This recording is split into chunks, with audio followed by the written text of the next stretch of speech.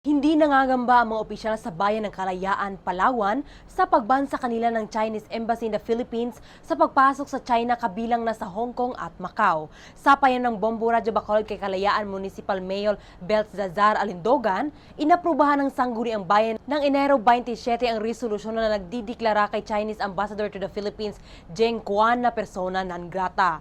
Kasunod nito, naglabas din ng statement ang Chinese Embassy na hindi welcome si Alindogan at 15 iba pang kalayaan officials sa pagpasok sa China, Hong Kong at Macau.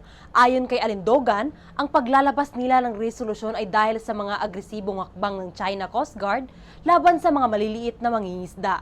Dagdag pa nito na ang pagharas ng China Coast Guard ay ginagawa malayo sa bayan, ngunit ito ay nakakaapekto sa kabuhayan ng mga mangingisda at sila ay hirap nang makahanap ng huli.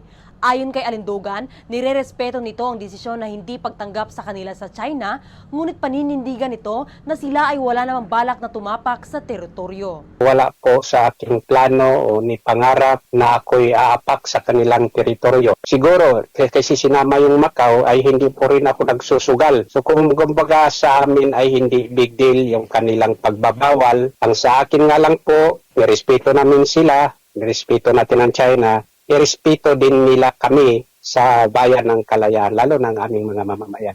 Mula rito sa Bombo Radyo Bacolod, dito si Bombo Danica Planilla, and this is Bombo Radio Philippines, the #1 and most trusted source of news and information. Basta Radio, Bombo!